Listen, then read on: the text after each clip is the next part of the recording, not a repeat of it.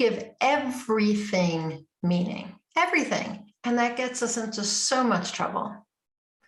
The reason it gets us into trouble is that we base the meaning that we give things on our own interpretations. And those interpretations are often based on the past or what we've been taught or what we've experienced. And those interpretations cloud our perceptions. Cloudy perceptions lead to misinterpretations and incorrect meaning. After all, most of what we recall from the past is an interpretation. And that interpretation, that meaning we give to a situation or event or person or whatever is how we then give meaning to other things in the future or in our present, right?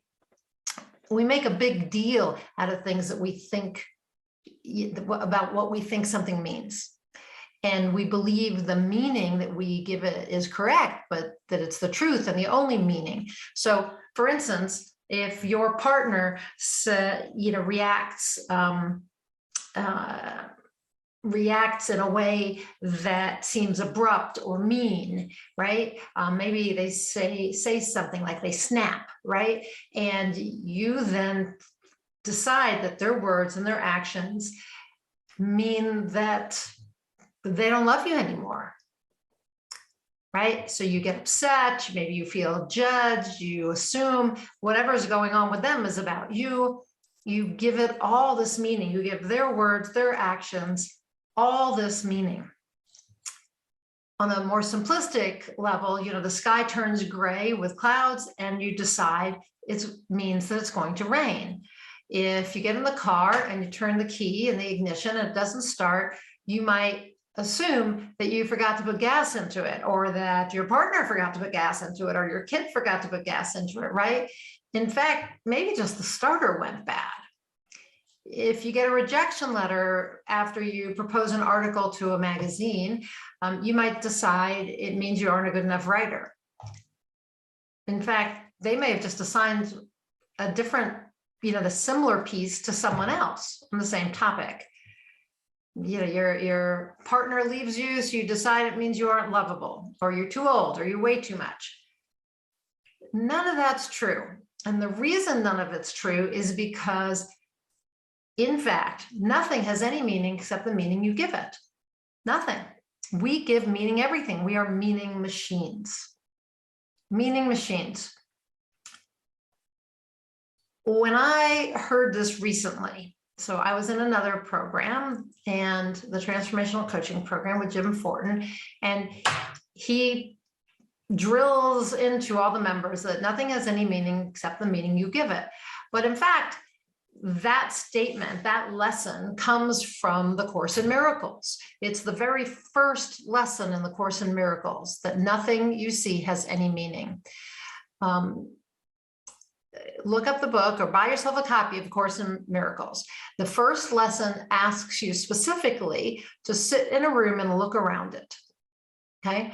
And the lesson is, nothing I see in this room, on this street, from this window, in whatever place you are, means anything. Nothing I see means anything. And then you're instructed to look around and apply that idea to whatever you see. So the table, this desk means nothing. This chair means nothing. This sweater means nothing. This phone means nothing, right? What you're learning in this first lesson in the Course in Miracles is that nothing has any meaning on its own. There's no inherent meaning in anything that we see. Everything is a blank slate, no meaning. We project onto it onto that whiteboard, right? All the meaning that it has for us. Now, I want to apply this concept specifically to things that trigger us, or people that trigger us, because when something triggers someone, it causes them to have an extreme reaction. So they get upset, they become afraid, they feel judged, they get angry, right? Something, we'll often say that something triggered us because we started screaming, or something triggered our partner because he suddenly got really angry. So a trigger really is a reaction based on a past experience or memory. And you gave that past experience meaning. We can talk about this in terms of stories, the stories we tell. I will probably go into that at another in another blog post and video at some point. But the story is your meaning, the interpretation, story, interpretation.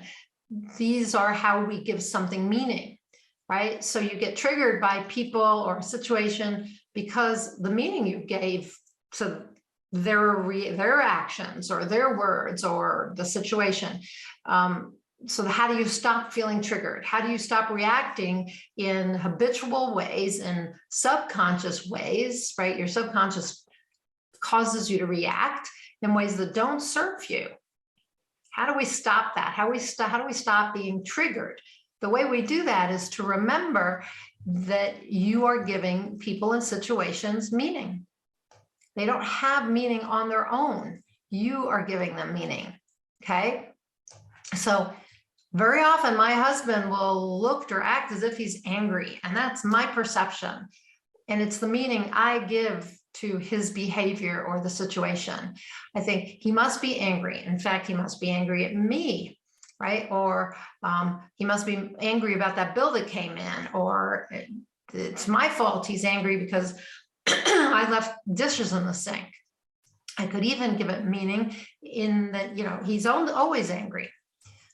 So again, these stories we tell are based on the past, on our interpretations of things that happened before and the meaning we've given to something in the past.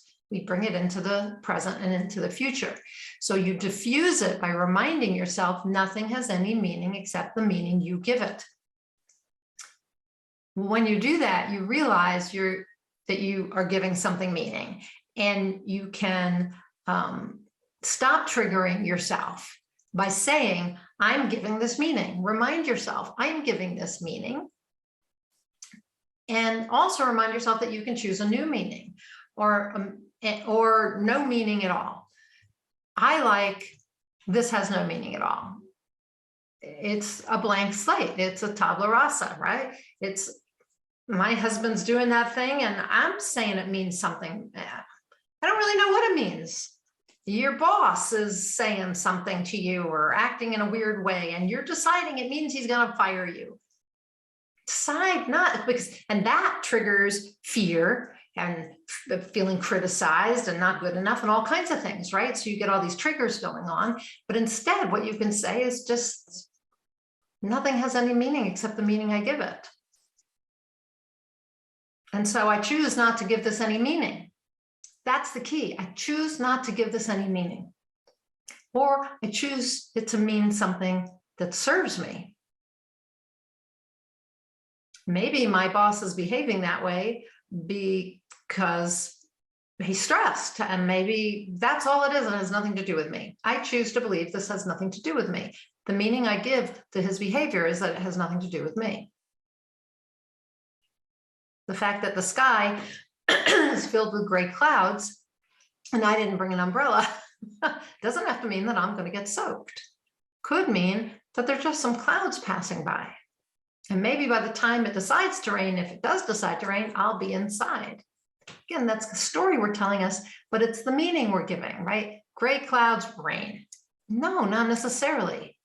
Angry words, it's my fault. Not necessarily.